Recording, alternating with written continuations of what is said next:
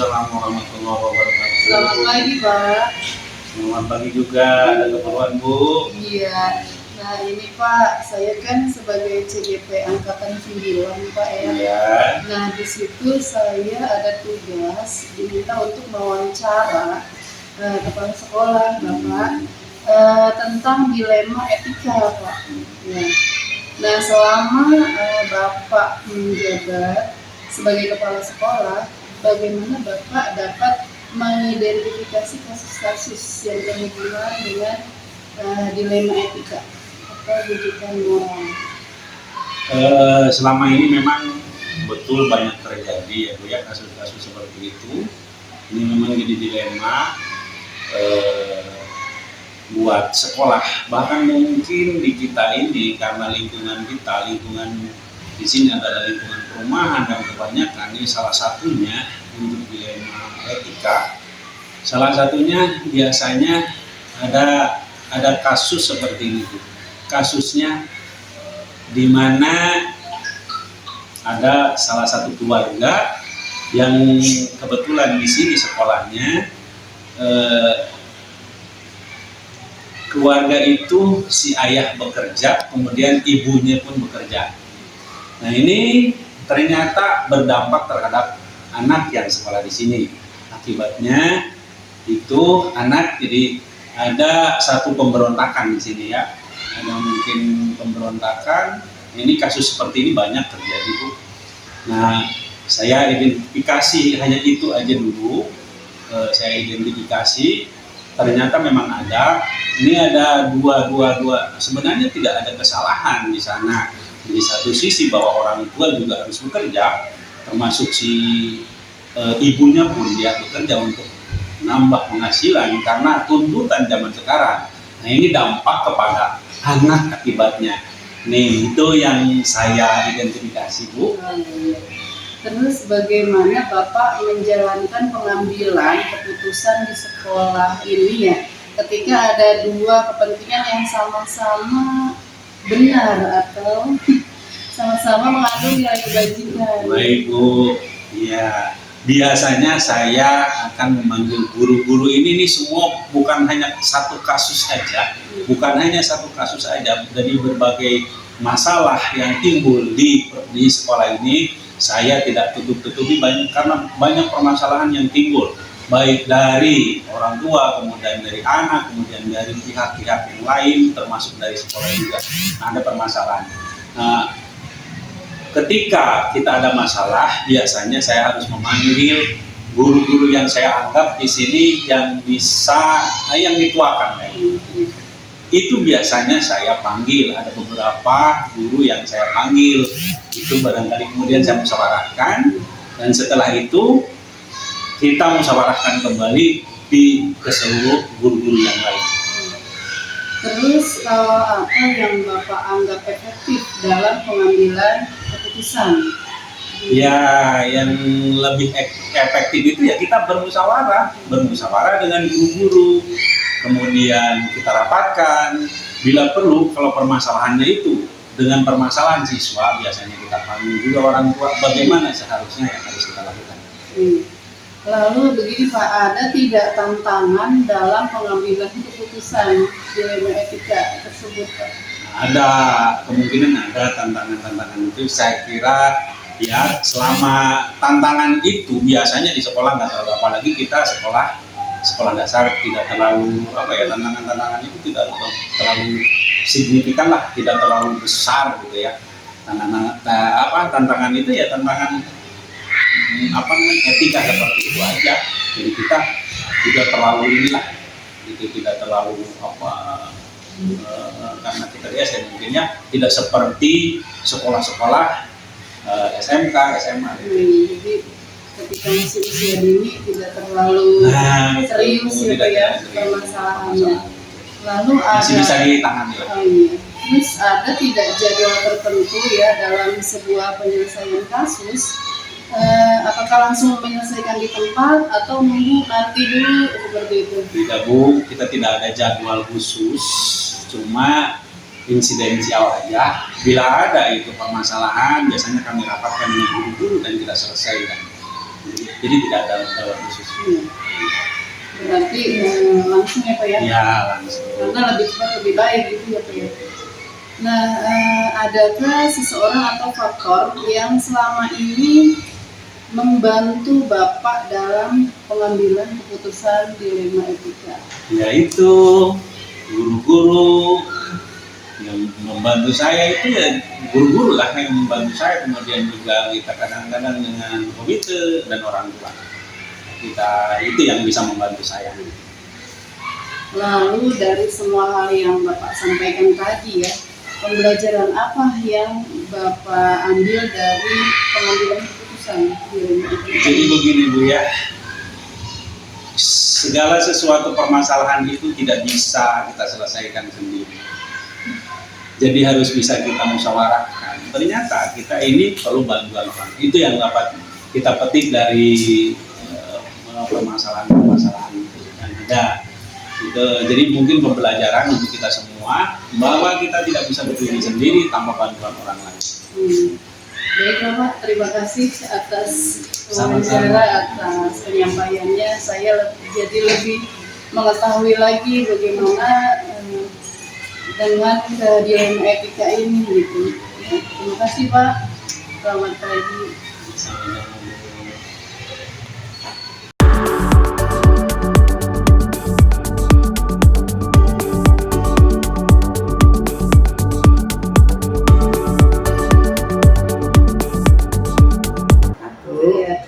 Sebelumnya saya mengucapkan terima kasih atas waktunya ya Ibu, bahwa saya di sini, saya Bu Rosi akan melaksanakan tugas wawancara kepala sekolah.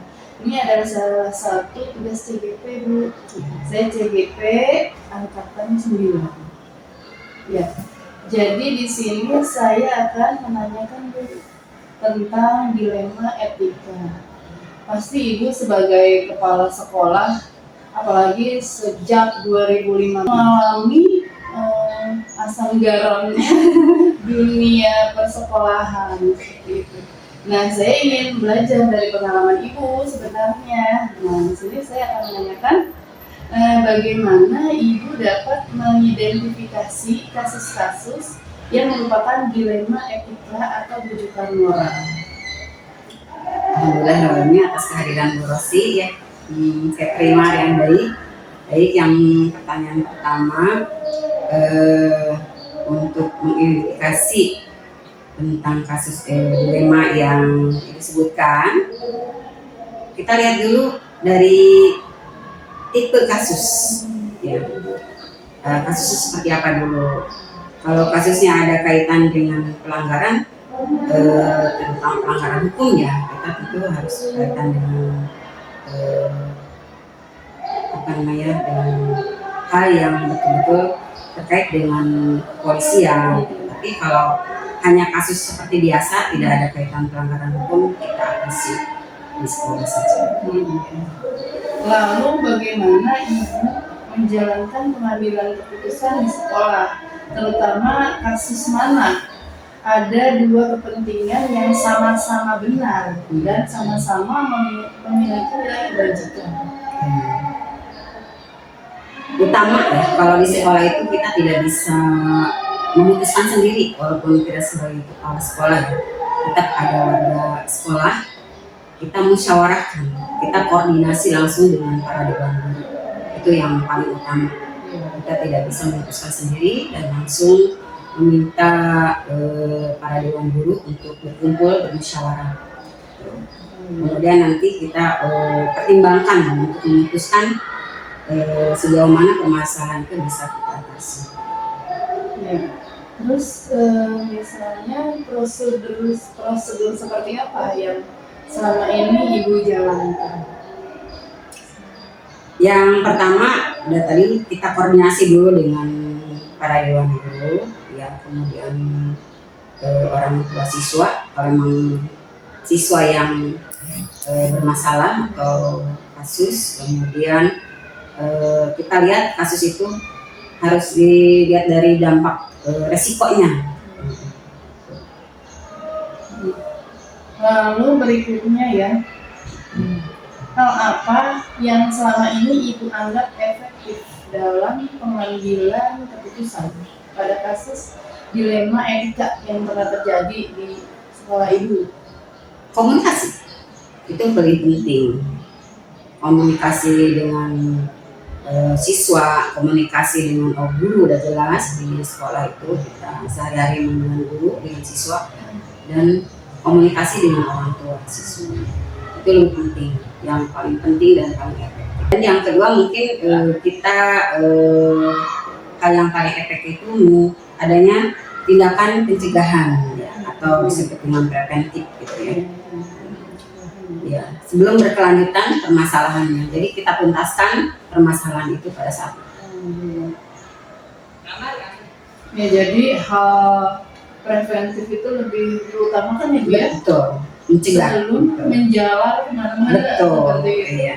Sebelum besar gitu ya kejadian. Karena kalau sudah besar resikonya juga lebih besar Iya, lagi. betul. Lalu berikutnya, apakah Ibu memiliki sebuah jadwal tertentu dalam penyelesaian kasus dilema etika? Apakah langsung menyelesaikan di tempat, ataukah nunggu nanti kita akan menyelesaikannya?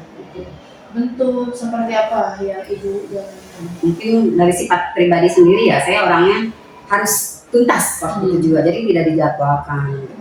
Jadi begitu musyawarah harus tuntas di situ, diselesaikan juga di situ. Karena kalau kita berlalu teratur jadwalnya, ya tentu akan lebih luas lagi nanti permasalahannya. Iya, iya Bu ya. Jadi kita ya preventif tadi itu. Iya betul. Karena kalau Takut sampai lebih luas gitu.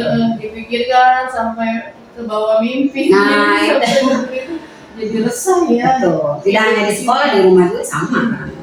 Kehidupan kita jadi resah, jadi pokoknya tidak tenang, Tidak nyaman. Lalu berikutnya, adakah seseorang atau faktor apa yang selama ini mempermudah dan membantu Ibu dalam pengambilan keputusan? Koordinasi dengan guru. Ya, guru yang saya ini ya, yang saya saya anggap lebih bijaksana mungkin ya dari saya. Kadang-kadang ini guru agama yang saya suka ajak bicara dulu, baru kita sama-sama dengan para dewan secara briefing atau secara musyawarah, kemudian dilanjut dengan rapat dewan guru. Lalu Bu, pertanyaan yang terakhir nih, dari semua hal yang telah disampaikan, pembelajaran apa yang dapat Ibu petik dalam mengambil keputusan dilema etika ini? Yang pertama, kita tentunya harus punya budaya pengambilan keputusan yang sesuai dengan Pancasila, dasar negara kita, yaitu sila keempat ya. Itu yang paling penting kita budayakan. Kemudian yang kedua, tidak semua yang dianggap benar itu benar ya. Kemudian juga artinya kalau memang ada permasalahan kasus, kita harus lihat berbagai sisi. Aja. Ya baiklah Bu, demikian pertanyaan-pertanyaan dari saya ya. Dan hal ini adalah memberikan pembelajaran yang sangat berharga buat saya. Saya ucapkan terima kasih Bu kepada Ibu yang telah meluangkan waktunya kepada saya. Ya. Terima kasih Bu ya. Sama-sama. Assalamualaikum. Salam.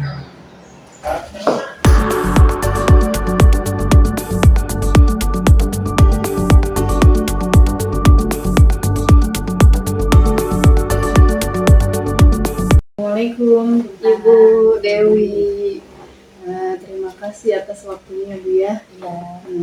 Tujuan saya ke sini adalah untuk menyelesaikan tugas CBP Bu. Saya CBP Angkatan 9 dan ditugaskan untuk mewawancara kepala sekolah tentang dilema etika gitu ya Bu ya. Jadi di sini ada beberapa pertanyaan yang akan saya ajukan kepada Ibu.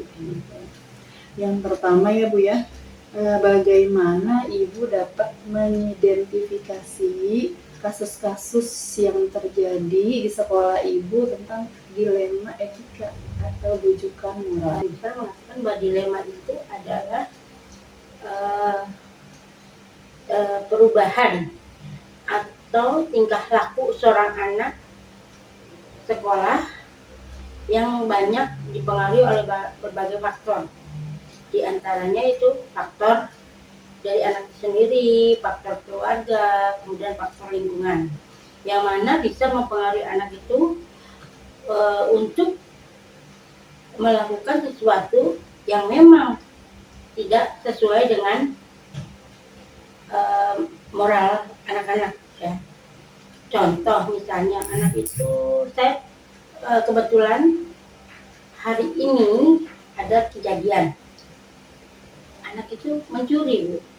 Nah, akhirnya kita panggil dong guru kelasnya karena ada info bahwa ada yang kehilangan uang. Hanya kita tanya guru kelas, kemudian kita panggil anaknya, ini kenapa kok mengambil uang ya. Kemudian akhirnya kita bicara dengan anaknya. Nah, setelah bicara, anak itu mengaku uang ini karena tidak seringnya mungkin dari pihak keluarga dia butuh uang jajan atau apa, akhirnya dengan pikiran anak itu mengambil uang lah seperti itu. Nah, dibuat jajan untuk dia, untuk memenuhi keinginan dia berjajan. Nah, akhirnya kita setelah panggil anak itu, kita selidikilah keluarganya, kita panggil orang tuanya, kita tanya-tanya sama kenapa sih anak ini bisa dia mengambil. Ternyata dari pihak keluarganya juga itu kurangnya perhatian ibu bapaknya bekerja. Jadi anak itu dibiarkan, yang penting kalau bahasa kasarnya yang penting anak itu bisa hidup lah, seperti itu ya. Jadi kita berusaha sama orang tuanya, berusaha bertemu nih, mengadakan janjian lah kali ya, janji pada orang tua bahwa akan ada seperti bimbingan konseling ya, dengan konseling dengan orang tua. Kemudian tapi sebelum kita panggil orang tuanya, kita bicara dulu dengan staf guru kelas bahwa ada masalah seperti ini, gimana sih solusinya, ya seperti itu. Lalu berikutnya ya Bu ya, bagaimana Ibu menjalankan pengambilan keputusan, terutama untuk kasus-kasus yang kepentingannya itu sama-sama benar. Ya, seperti tadi kan ya, menjalankan keputusan kita di lingkungan sekolah tidak hanya kepala sekolah saja, otomatis kan ada komite, ada dewan guru, kemudian ada orang tua siswa ya, kemudian ada di sekitar lingkungan sekolah itu ada semacam pedagang ya kita. Nah, tapi itu tidak melibatkan, yang penting dari lingkungan sekolah aja ya. Kita tanya masalahnya apa, kita cari dengan guru-guru. Kalau di SMP SMA kan mungkin ada BK, guru BK, tapi kita yang nomor satu kita panggil dulu guru kelas, karena yang memahami siswa itu adalah guru kelas dulu.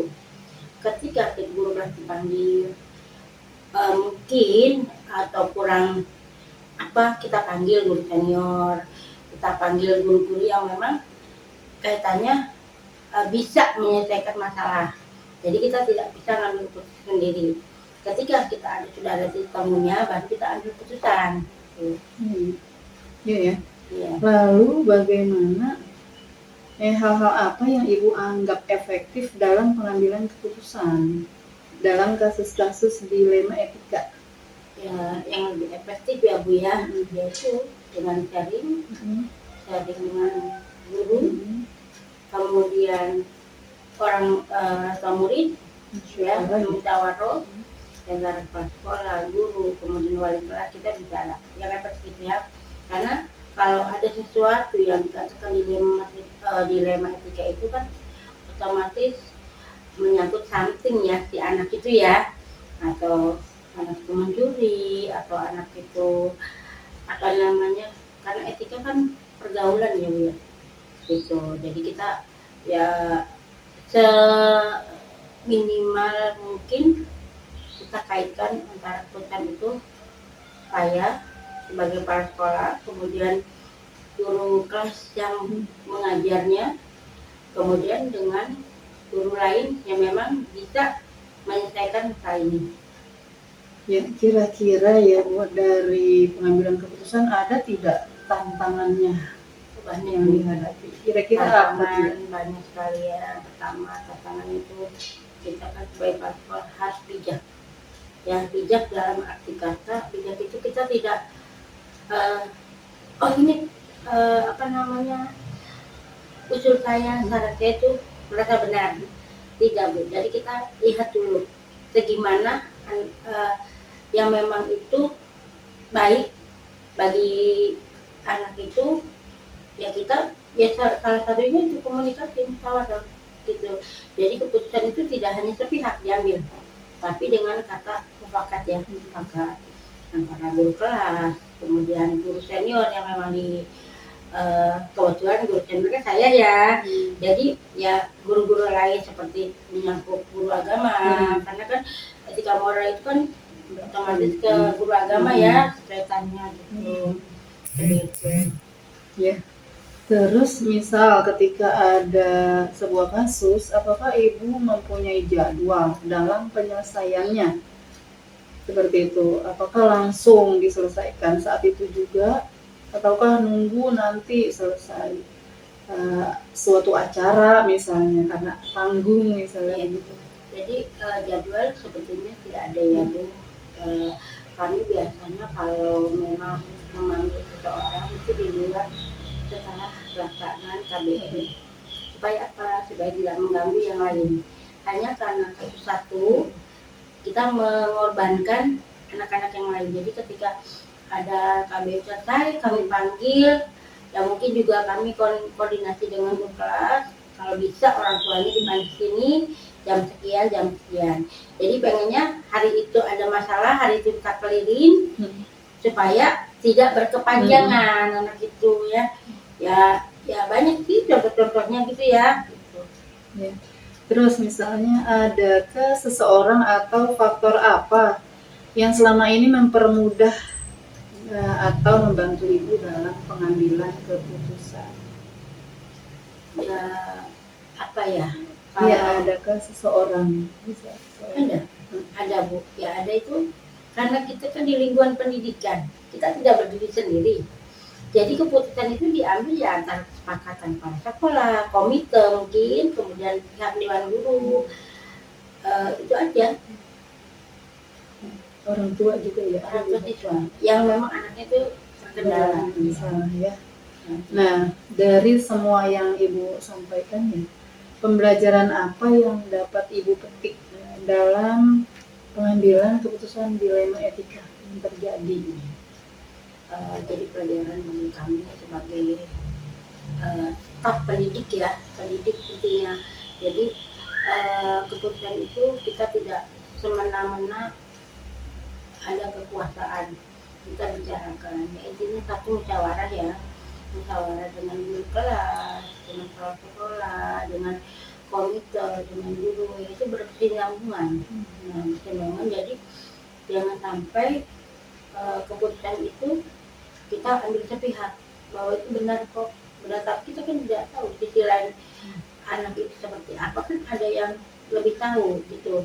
Jadi kita informasi itu kita kaitkan, kita ambil dari berbagai sumber yang kita bisa musyawarahkan sehingga ada satu ditemu, oh Bu ternyata begini, oh ternyata begini. Jadi nanti kita bicara sebaiknya bagaimana Bu ini solusinya.